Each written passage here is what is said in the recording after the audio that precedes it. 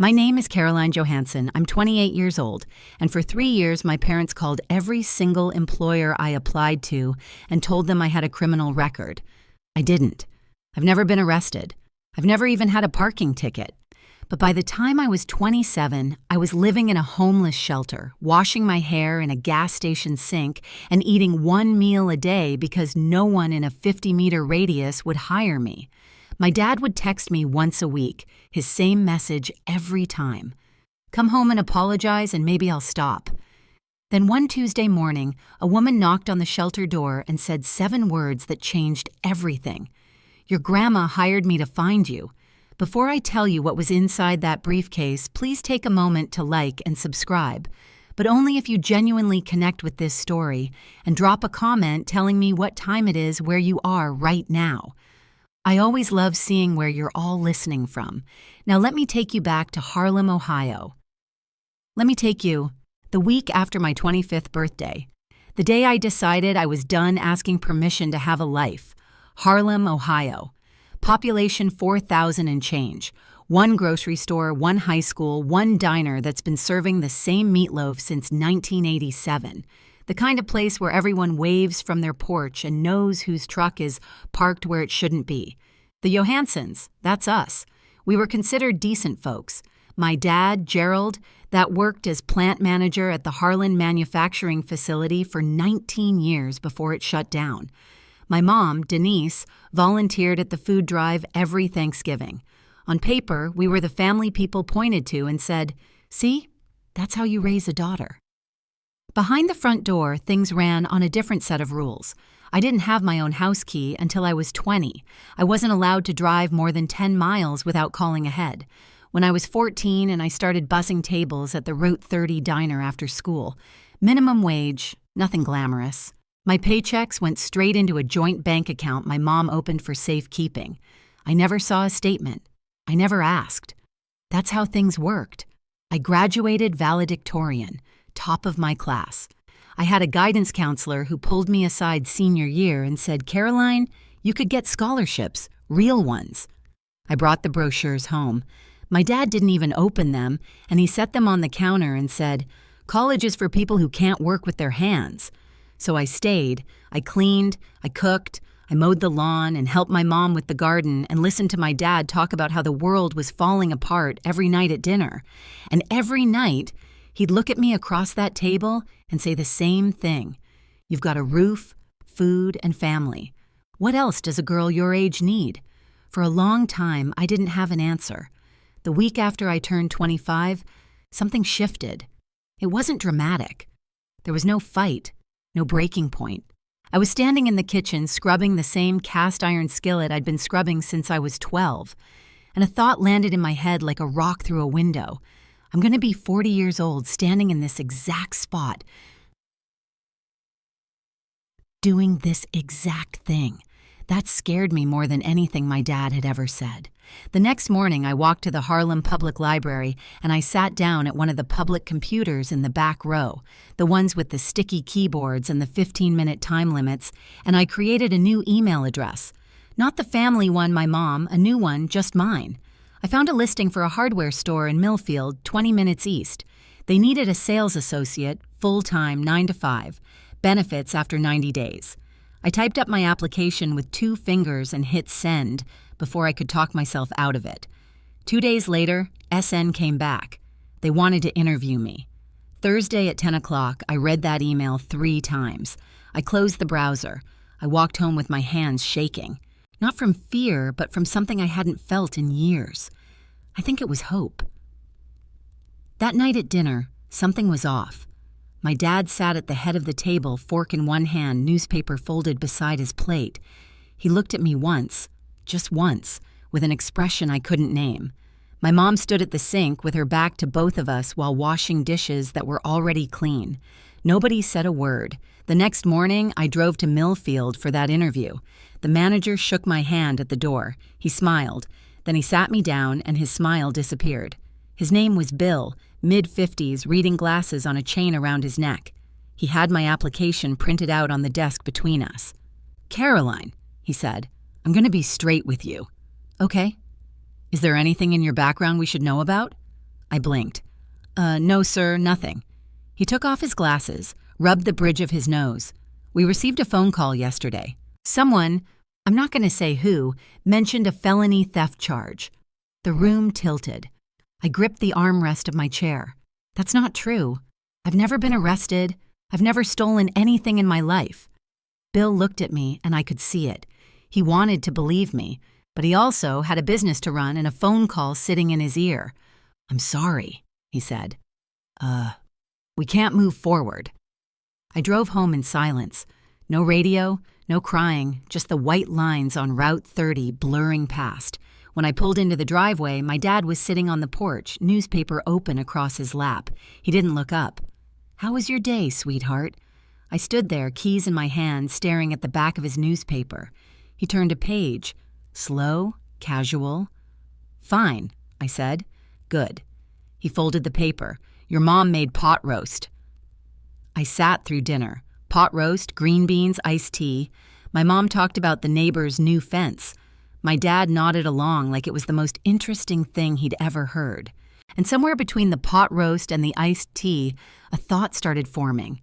Small, ugly, impossible. Did they know? I pushed it down. They were my parents. Parents don't do that. I wouldn't push it down for long. Over the next 6 weeks, I applied to 3 more places: a grocery store in Ridgeway, a warehouse on the county line, a diner in Cooperton that was hiring morning shift. All 3 called me in for interviews. All 3 canceled within 48 hours. The grocery store said they'd filled the position. The warehouse never called back. But the diner was different. The owner, a woman named Pat, was honest with me. She leaned across the counter and lowered her voice. Honey, someone called here about you. My chest tightened. What did they say? Said you had a criminal record, a theft and fraud. Was it a woman?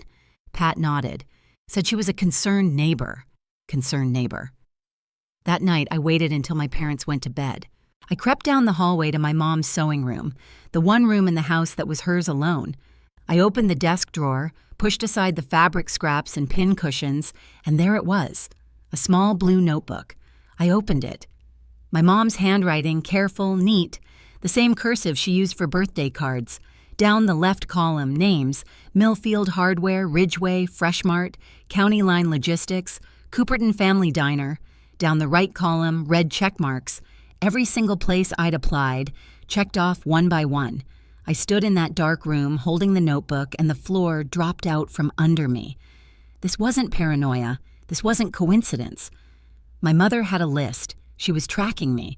I put the notebook back, closed the drawer, walked to my room. I didn't sleep that night, and I just lay there staring at the ceiling, turning one question over and over. How do you fight the people who are supposed to protect you? The next morning, I placed the blue notebook on the kitchen table. My mom was pouring coffee. My dad was buttering toast. The radio was playing some old country station. Everything normal. Everything ordinary. Mom, I said, explain this. Denise looked at the notebook. Her hand stopped mid-pour. Coffee pulled on the counter. Then the tears came. But you went through my things, her voice cracked on cue. Is this how I raised you? Going through your mother's private belongings. You called my employers, every one of them. You told them I'm a criminal. I did it because I love you. She pressed a hand to her chest. The world out there is dangerous. You have no idea what can happen to a girl alone. I'm 25, Mom. I'm not a girl. My dad set his toes down. He didn't raise his voice. He never did. We're protecting you. Caroline, you think you can survive out there?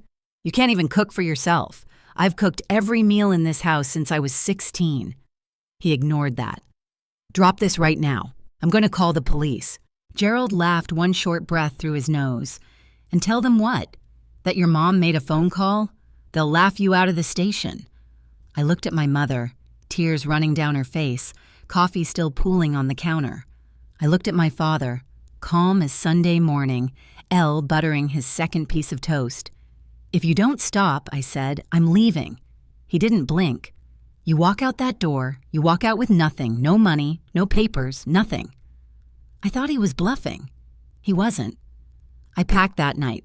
1 backpack, 2 changes of clothes, a toothbrush, my phone charger, and a photo of my grandmother that I kept in my nightstand. When I opened the front door, my mom was standing in the hallway, arms crossed, face dry now.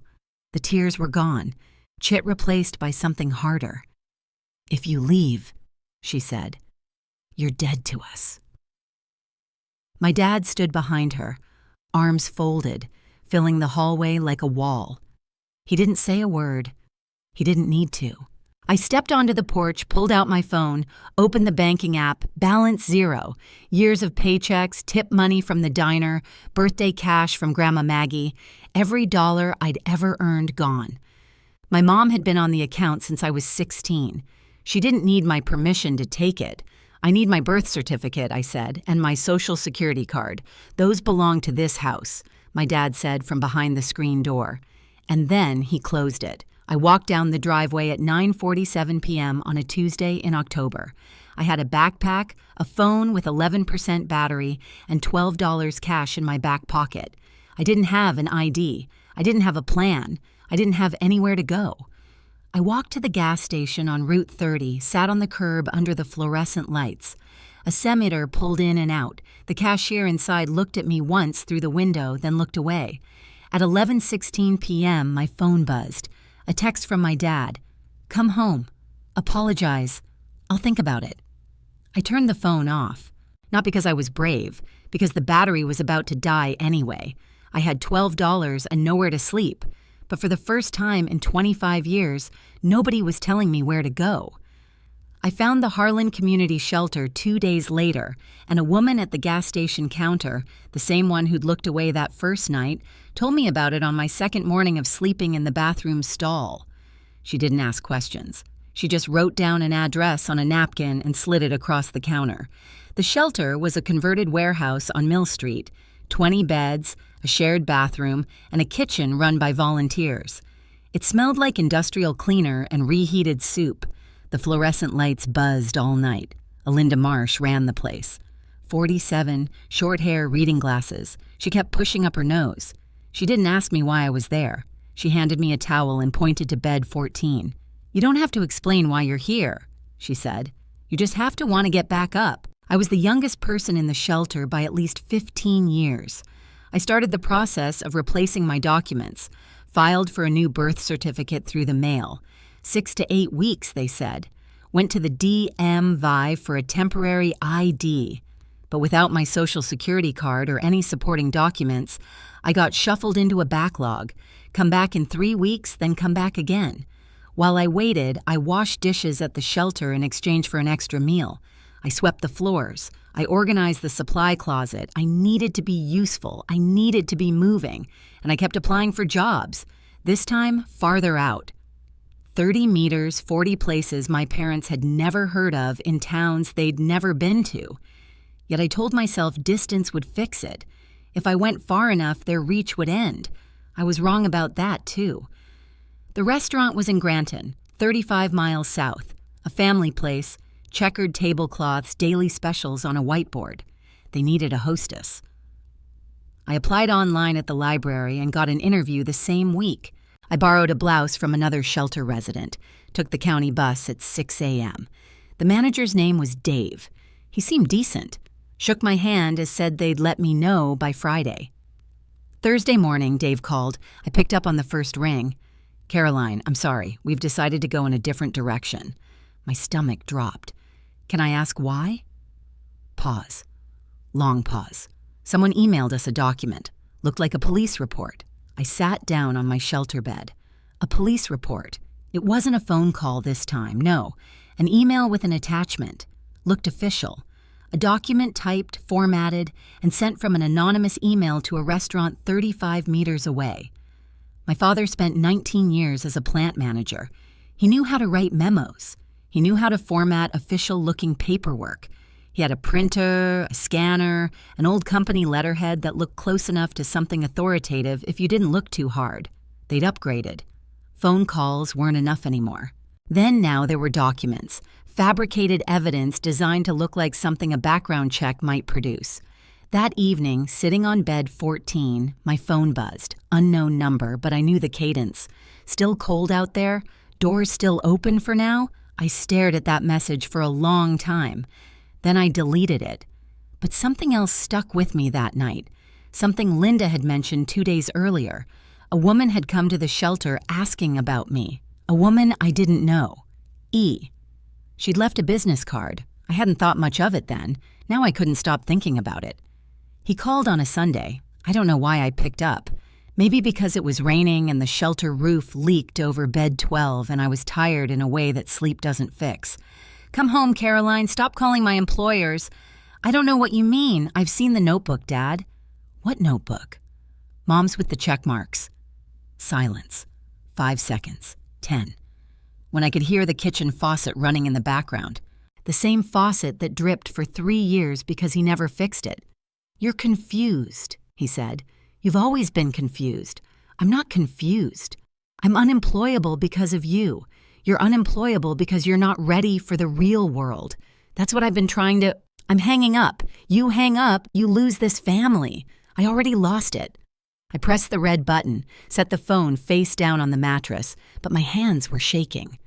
Not from fear, from the effort of keeping my voice steady for 2 minutes and 14 seconds. I didn't call back. He didn't call again. From that point forward, it was only texts. Once a week, sometimes twice, always the same tone. A door held open just enough to remind me it could close. "Thanksgiving's coming. Your mom's making pie. Saw your friend Katie at the store. She asked about you getting cold. Shelter can't be warm, each one a fishhook. And each one designed to make me feel like the problem was mine. That I was the one who'd left. The one who'd broken the family. The one who needed to come crawling back. I saved every text. I didn't know yet what I'd do with them, but something in me said, keep everything. It was the smartest thing I did that year. After I hung up that phone, I sat on my shelter bed and stared at the ceiling for a long time. I kept thinking, why? Why would your own parents rather see you homeless than independent? I still don't fully have that answer, but I want to ask you, have your parents ever destroyed an opportunity for you and then acted like they were doing you a favor? If that hits close to home, I'd really love to hear your story in the comments. In the quiet nights at the shelter, and they were all quiet, just the hum of the baseboard heater and someone coughing 2 beds over, I thought about my grandma and Margaret Johansson. Everyone called her Maggie. She lived on a 40-acre farm outside of Ridgeway, about 40 minutes from Harland. Chickens, a half-acre garden, and a barn she painted white every spring because she said it kept things honest. She sold the farm 3 years before she died. I was 23 when she passed. Heart failure quick, the way she would have wanted at the funeral. My dad cried exactly once during the eulogy. Then went back to shaking hands and accepting casseroles. But I kept thinking about the last time I saw her alone. It was maybe a year before she died. She'd invited me out to the farm. The new owners hadn't moved in yet, so she still had access. We sat on the porch with sweet tea, and she said something I didn't understand at the time. If things ever get real bad, someone will come find you. Don't be scared when they do. I remember laughing. Grandma, what are you talking about? She didn't laugh. She just looked out at the field and said, I know my son, sweetheart. I've known him for 50 years. Then she changed the subject, asked me about the garden at home, whether the tomatoes came in. But there was one more thing, something she said as I was walking to my car. I sold the farm, but I didn't spend the money. Remember that? I didn't remember it. Not until month 5 at the shelter, lying on bed 14, and is staring at a water stain on the ceiling shaped like Ohio.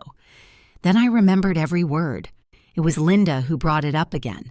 I was restocking the supply closet, toilet paper on the left, cleaning spray on the right, the kind of mindless work that keeps your hands busy when your head won't stop. And she leaned against the doorframe with that look she got when she was choosing her words. Caroline, remember that woman who came by last month? I stopped. The one asking about me? Yeah, Ruth something. I didn't give her your information. Shelter policy. But she left a card. Linda pulled it from her back pocket, slightly bent at the corner. She handed it to me. Ruth Kalin, licensed private investigator, state of Ohio. License number PI-201477455-0182. I read it twice. Private investigator. My first thought, the obvious one. My dad hired someone to find me. This was his next move. Track me down, report my location, maybe try to get me removed from the shelter on some fabricated claim. What did she look like? I asked. 50s, short gray hair, calm, polite. Linda paused. She didn't seem like trouble, Caroline. She seemed like someone looking for a person she cared about. I slipped the card into my pocket. I didn't call the number. I wasn't ready to walk into whatever trap my father had set next. I'd been outmaneuvered too many times already, but the card stayed in my pocket, and every time I did laundry, I moved it to the clean pair of jeans. I couldn't throw it away. Something about it nagged at me. The way she'd come to the shelter instead of calling. The way she'd left her name instead of hiding behind an anonymous tip. That wasn't how my parents operated. They hid. They lied. They sent things from the shadows. This woman knocked on the front door. Month 7. I was starting to get my footing. My replacement birth certificate had arrived, and the DM5 finally processed my temporary ID. I had a photo of my own face on a government-issued card for the first time in my adult life. Small victory, enormous feeling. Then Linda called me into her office. She was sitting behind her desk with the door closed. That never happened. Linda's door was always propped open with a brick she'd painted blue. "Sit down," she said. Not unkind, but serious. "I got a call today. A woman identifying herself as a social worker. She said you have a documented history of violence and that you pose a risk to other residents." The room went cold. That was my mother. Linda nodded slowly. "I figured I've worked here 11 years. Social workers don't cold call shelters to trash a resident. That's not how it works." "What did you tell her?" "I told her I couldn't discuss resident information." She hung up. Linda leaned forward. "I'm documenting this call in our records." But I have to be honest with you. If she contacts the county office, if she files a formal complaint through the system, I may not be able to protect your spot here that's above me." I sat there. The fluorescent light buzzed overhead. The baseboard heater clicked. My parents had sabotaged my job applications. They'd fabricated police reports. They'd drained my bank account and kept my identity documents. And now they were trying to take away the last place I could sleep at night. Then something shifted in that moment. It wasn't anger. Anger is hot and sloppy, and it burns out. This was different. This was clear. Like a window someone had been smearing with grease for years, and I'd finally wiped it clean. I was done being scared. I was ready to be precise. Harlan holds a town council meeting the first Thursday of every month. Folding chairs in the community center, fluorescent lights, a microphone on a podium that squeals if you stand too close. If 15 to 40 people show up, depending on whether there's a zoning dispute or a pothole complaint, most of the time it's the same dozen retirees and one guy who's been trying to get a stop sign on Elm Street for 3 years. Linda told me, "Words fast in a town this size." "Your dad signed up to speak tonight," she said. I went. I sat in the last row near the exit in a borrowed jacket. I hadn't been in a public space in Harlan since I left. Gerald stood at the podium at 7:22 p.m., said he was wearing his good shirt, the blue one Denise ironed for funerals and bank meetings. His voice cracked on the first sentence, and I knew it was rehearsed. "I'm here as a father," he said. "My daughter left home and fell into bad company. She's living in a shelter. I've tried to bring her home, but she refuses." He paused. "Let the silence work." A woman in the second row put her hand over her mouth. "I'm asking this community to help me reach my little girl." In the front row, Miss Denise sat with her hands folded in her lap, tears streaming down her face. The woman beside her, Mrs. Patterson from the post office, reached over and squeezed her arm. People turned to look at me. I could feel it. 40 pairs of eyes, some pitying, some curious, some already convinced. The man at the podium was a heartbroken father. The girl in the back row was the problem. Nobody asked me if I wanted to speak. The meeting moved on. I didn't say a word, and I took out a notebook and wrote down everything my father had said, word for word. Then I left through the side door. After that meeting, Harlan made its decision about me. The grocery store where I'd asked about part-time stalking, the manager's wife had been at the meeting. Position filled. The gas station attendant who used to nod at me started looking past me at the shelter. One of the volunteers, a retired teacher named Barb, pulled me aside during lunch. "Honey, maybe you should just go home. Your daddy's heartbroken." I set my spoon down. "Did you hear his speech?" Everyone heard it. That poor man standing up there begging for his little girl to come home. I wanted to scream. I wanted to pull out my phone and show her the texts. "Come home. Apologize. I'll think about it." I wanted to describe the blue notebook with the red check marks and the fake police report and the phone call to the shelter claiming I was violent, but I didn't. But because I'd learned something in those 7 months, when your accuser cries in public, nobody listens to the accused. A few days later, someone from a local congregation called the shelter. Not any specific church, just a concerned member of the faith community, suggesting a family reconciliation meeting. Linda politely declined on my behalf. The walls were closing in. My parents had turned the entire town into their surveillance system. Every sympathetic neighbor and every well-meaning volunteer, every person who saw Gerald's trembling lip at that podium, they all became extensions of the trap. But I kept thinking about what my grandmother said. "Someone will come find you." And I kept thinking about that business card in my pocket. Ruth Kalin, private investigator. I had nothing left to lose. The shelter was the last wall between me and the street. That night, I pulled the card out and called the number. She came the next morning, 8 a.m. sharp, and Linda let her in. Ruth Kalin was exactly as Linda had described. Mid-50s, short gray hair, no jewelry, no nonsense. She wore a plain navy jacket and carried a brown leather briefcase that looked older than I was. She sat on the folding chair next to my bed. Shelter was mostly empty. Everyone else was at the day center or out looking for work. "Caroline Johansson, that's me." She set the briefcase on the bed between us. On the leather, it's in faded black ink. Handwriting I recognized were 5 words for Caroline. "When she's ready," my grandmother's handwriting. The air left my lungs. "My name is Ruth Kalin. I'm a licensed private investigator in the state of Ohio. Your grandmother Margaret hired me 10 years ago." 10 years? I would have been 18. She paid me a retainer up front for a decade of periodic surveillance on your parents. Her instructions were specific. Ruth paused. "And give her this. How did you know it? And give her this. How did you know it was bad enough?" Ruth looked at me steady. "When your mother called the shelter pretending to be a social worker, I was already monitoring the situation. I'd been tracking the calls to employers for 2 years. I have records of 37 separate contacts your mother made. As I have copies of the fabricated documents your father created, I have everything." I stared at the briefcase, my grandmother's handwriting. A decade of planning. An old woman on a sold farm looking 10 years into the future and seeing exactly what would happen. "She predicted this," Ruth said quietly, "almost to the year." I reached for the clasp. Inside on top was a sealed envelope, cream-colored. My name in Grandma Maggie's handwriting, the same cursive she used on birthday cards. Reading this, things have gotten bad. I'm reading this. Things have gotten bad. I'm sorry I couldn't stop your father while I was alive. I tried.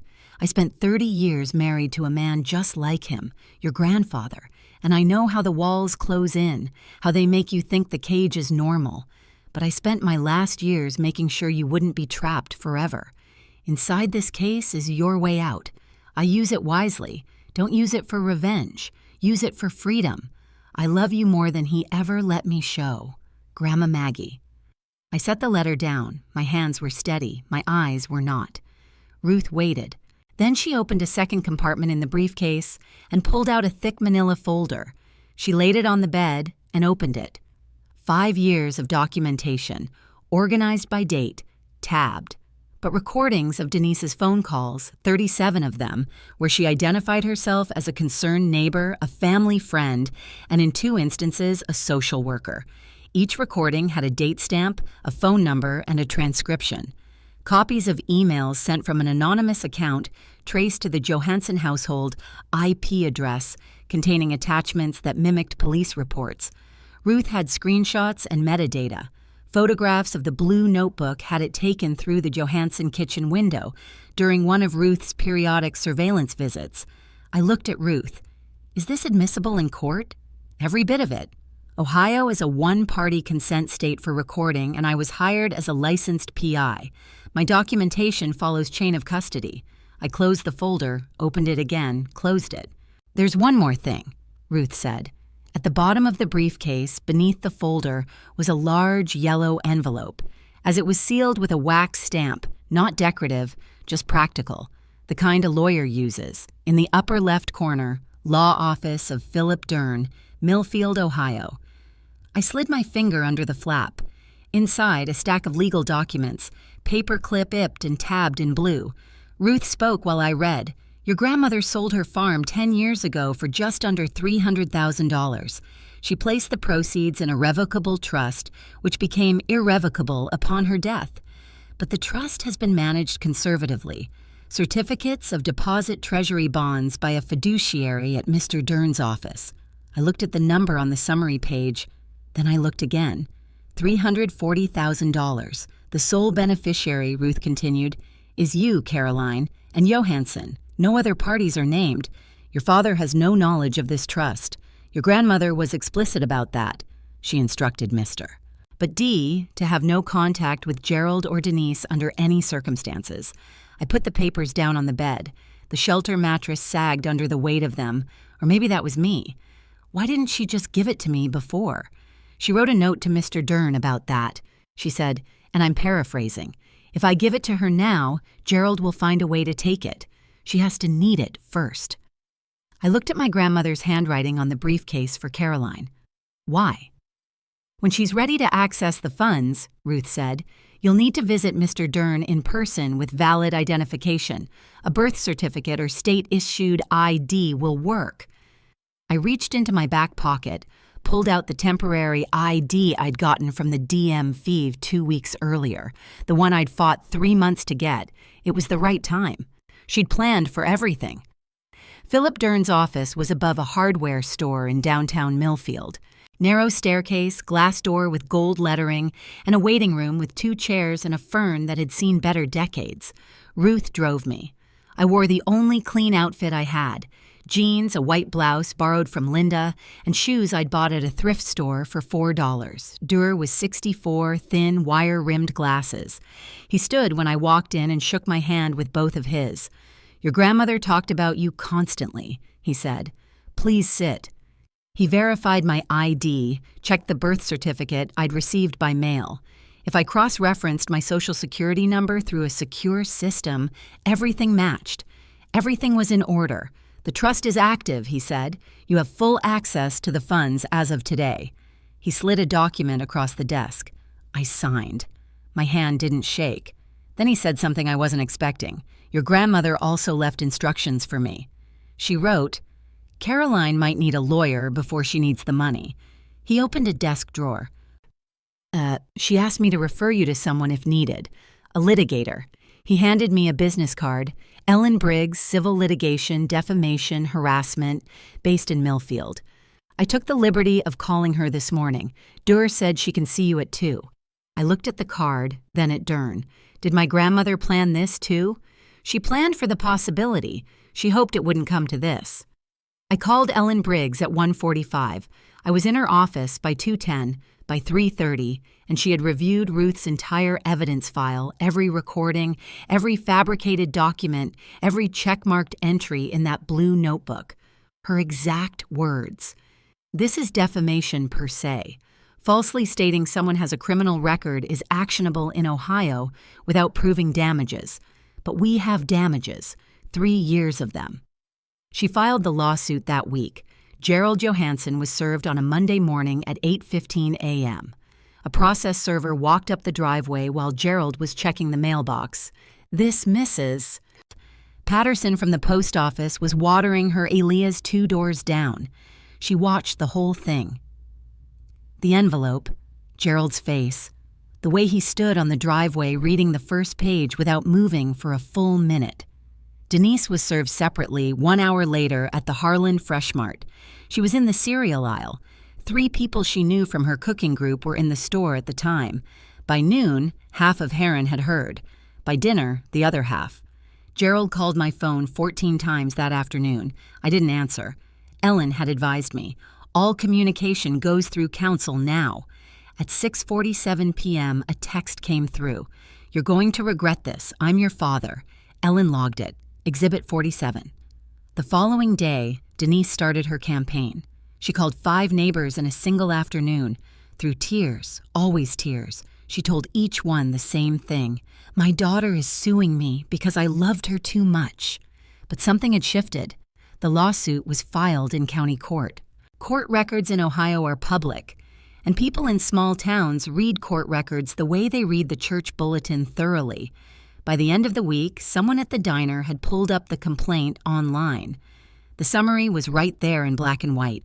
Fabricated police reports, impersonation of a social worker, 37 documented calls to employers over a 3-year period. For the first time, as someone asked Denise the question she hadn't prepared for, it was Tom Adler, Gerald's neighbor of 30 years. He ran into her at the gas station. Denise, is it true you called her employers? She didn't answer. She got in her car and drove home. Gerald signed up to speak at the next town council meeting. Of course he did. The podium had worked once. He thought it would work again. This time, the room was full. 60 people, maybe more. Folding chairs pulled from the storage closet. The people standing along the back wall. This wasn't about potholes anymore. I sat in the 3rd row. Not the back, the 3rd row. Ellen Briggs sat beside me, legal pad on her lap, pen in hand. She wore a gray blazer and an expression that gave away nothing. Gerald took the podium at 7:15. Most of you know me, he said. I've lived in Harlem my whole life. I coached Little League. I served on the planning committee. Oh, and now my own daughter is trying to destroy this family with a frivolous lawsuit. He gripped the sides of the podium. She's been influenced by outsiders, lawyers, people who don't know this family. I'm asking this community to stand with me. He looked at me. I looked back, didn't flinch. The room was silent. Then Ellen stood up. My name is Ellen Briggs. I'm an attorney licensed in the state of Ohio, and I represent Caroline Johansson. She spoke calmly. Gay has been filed in county court. Thy has been filed in county court. The complaint and its supporting evidence are part of the public record. I'd encourage anyone here who's curious to look them up rather than relying on one person's version of events. She sat down. No drama, no accusations, no raised voice. The room was quiet for 8 full seconds. I counted. Then the council chair cleared his throat and moved to the next agenda item. Gerald stood at the podium a moment longer. Then he sat down. He didn't look at me again. The court granted the civil protection order 11 days later, 500 feet. No direct contact, no contact through third parties, no phone calls, no texts, no letters, no emails, no messages relayed through neighbors, friends, or anyone else. Gerald violated it within the first week. He borrowed his neighbor's phone, a man named Dale, who didn't know any better, and texted me, "This isn't over, Caroline." Ellen documented it, filed it with the court. Gerald received an official warning from the judge. One more violation and he'd face contempt charges. The defamation case moved forward. Ellen submitted Ruth's evidence package, the recordings, the call logs, the fabricated documents, the metadata linking the anonymous emails to the Johansson household, 37 calls, 5 forged police reports, 3 years of systematic interference with my ability to earn a living. Gerald hired a lawyer, a low-cost attorney from 2 counties over who looked like he'd rather be anywhere else. After reviewing the evidence, he called Ellen and recommended settlement. Gerald refused. "I'm not settling with my own daughter." His attorney withdrew from the case the following week. Gerald didn't hire a replacement. Meanwhile, the court records were doing their work. In Harland, public documents are public conversations. People read, people talked. Did you see the part about the social worker call? She made 37 calls. Gerald faked a police report. Gerald Johansson at the Harlan Diner where I used to bus tables at 14. The cook told a regular, "That girl applied here once." I turned her down because of a phone call. I feel sick about it. The truth doesn't need a podium. It just needs to be accessible. Slowly, then all at once, Harlan started reading. Denise was the first to feel it. The Thursday Cooking Circle, a group of 8 women who'd been meeting at each other's houses for 15 years, sent her a message through the group organizer. "We think it's best if you take a break for now, Denise, just until things settle down." Things were not going to settle down. Then Gerald went to the coffee shop on Main Street, his booth, his morning routine for 20 years. The booth was occupied by nobody. People just weren't sitting there. He took a table by the window. No one joined him. The waitress refilled his coffee without making eye contact. Tom Adler, his neighbor, the one who'd asked Denise the question at the gas station, came to the house. "Jerry, I've known you 30 years. Gerald stood in the doorway, one hand on the frame. Did you really fake a police report?" Gerald closed the door in his face. Didn't say a word. On the legal side, things accelerated. Dave, the restaurant manager in Granton, who'd canceled my interview after receiving the fake police report. He called Ellen's office voluntarily. He said he was willing to testify. He still had the email with the forged attachment saved in his inbox. Bill from the Millfield hardware store came forward too. He'd kept a note about the phone call in his hiring file. He remembered the date. He remembered the voice. I didn't participate in any of this. I didn't call anyone. I didn't post anything. I didn't go door to door telling my side. I didn't have to. The evidence existed. The court records were public, and the people of Harlan, for all their flaws, could read. The town didn't turn on Gerald because I asked them to. They turned because the math stopped adding up. Gerald didn't show up to court. After his attorney withdrew, he represented himself for exactly one filing, a handwritten response that read in full, "This is a family matter and the court has no jurisdiction over a father's right to protect his child." The judge disagreed. When Gerald failed to appear for the hearing, Ellen moved for a default judgment. The court granted it. Defamation per se, tortious interference with prospective employment, Fed damages, $85,000, calculated from 3 years of lost income and documented harm.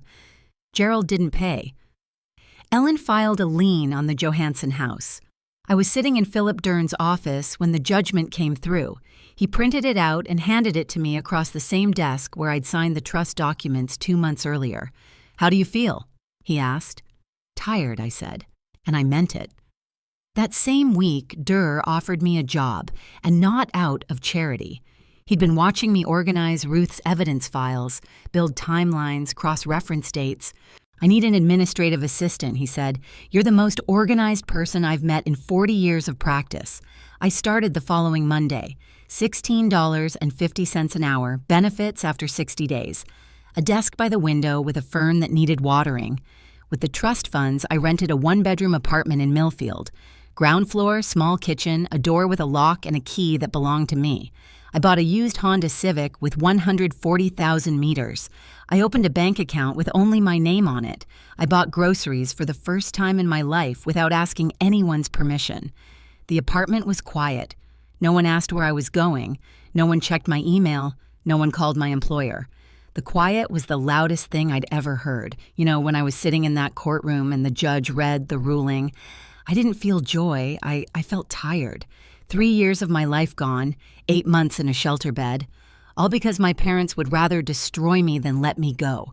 Let me ask you something specific. If your parents had faked a police report to stop you from getting a job, would you have sued them or would you have walked away? Tell me in the comments. I genuinely want to know. 3 months after the judgment, a letter arrived at the shelter. Linda forwarded it to me. Denise had sent it to my old address, not my new one. A technical gray area in the protection order, but a violation of its spirit. I opened it at my kitchen table. My kitchen table. Dear Caroline, I'm your mother. I'll always be your mother. Dad says he's sorry. Come have Thanksgiving dinner. We can put this behind us. I read it twice, then a third time. Dad says he's sorry, not Dad is sorry. Says like she was relaying a weather report. We can put this behind us, not I was wrong. Not I shouldn't have called your employers 37 times. Not I forged documents to keep you unemployable. Just we can put this behind us like it was a disagreement about the thermostat. I sat with that letter for an hour. I made coffee. I fed my cat, a tabby I'd adopted from the Millfield shelter, and named Maggie because of course I did. Then I wrote back through Ellen as the protection order required. Mom, I wish you well, but love does not include sabotaging your child's ability to survive. You called my employers. You impersonated a social worker. You tried to get me removed from the only place I had to sleep. Please respect the court order. Do not contact me again. Caroline. I sealed the envelope, stamped it, drove to the post office in Millfield, not the one in Harland, not the one where Mrs. Patterson would see me and report back. Then I went home. My home. I cooked dinner for one. Pasta, garlic bread, and a glass of water. Maggie sat on the counter and watched me eat. It was the best meal I'd ever had. I'm not telling you this story so you'll hate my parents. I'm telling you because somewhere right now, someone is lying in a bed they don't own, staring at a ceiling they can't paint, wondering if wanting a life of their own makes them a bad daughter or a bad son or ungrateful or selfish. It doesn't. Wanting to work is not betrayal.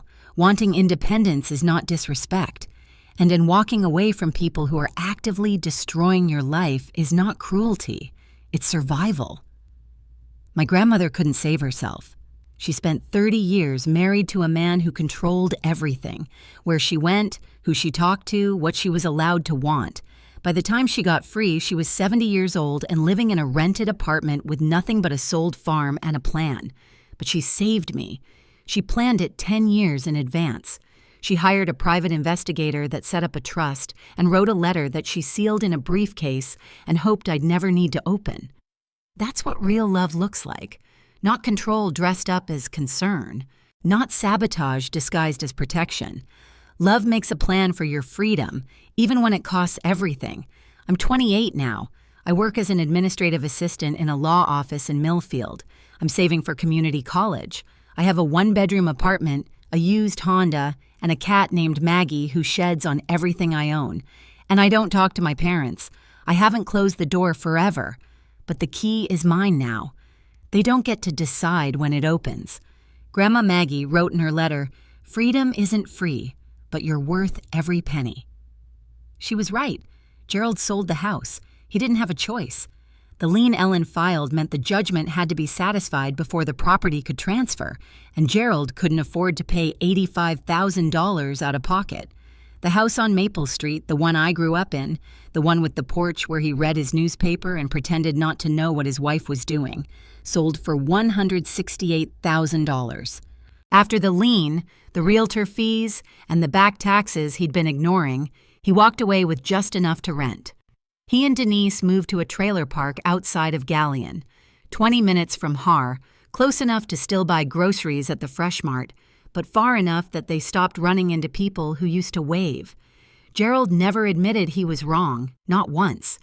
And he told his new neighbors the same story he told the town council. My daughter was brainwashed by a lawyer. He'll probably tell that story until the day he dies. Some people would rather lose everything than admit they were the villain. But Denise did something I didn't expect. Ruth told me months later during one of our occasional phone calls. Denise had started seeing a therapist on her own without Gerald knowing. She told the therapist that during their third session, "I think I did something terrible. I don't know what to do with that. I'm not ready to forgive her. I may never be. But I can hold two things at once. The woman who called 37 employers and lied about her daughter, and the woman who finally sat in a chair and said the truth out loud. People are complicated, even the ones who hurt you worst. But complicated doesn't mean you owe them access to your life. Healing doesn't require reconciliation, and sometimes it just requires distance. That's my story. If you made it this far, thank you. Not everyone has a grandmother who plans a decade ahead, but everyone deserves to know that wanting independence is not betrayal. If this story reminded you of someone you know, please send it to them. Sometimes knowing you're not alone is enough. Hit like if this resonated. Subscribe if you want more stories like this. And if you want to hear what happened when Denise showed up at my workplace 6 months later, that story is linked in the description below. I'll see you there.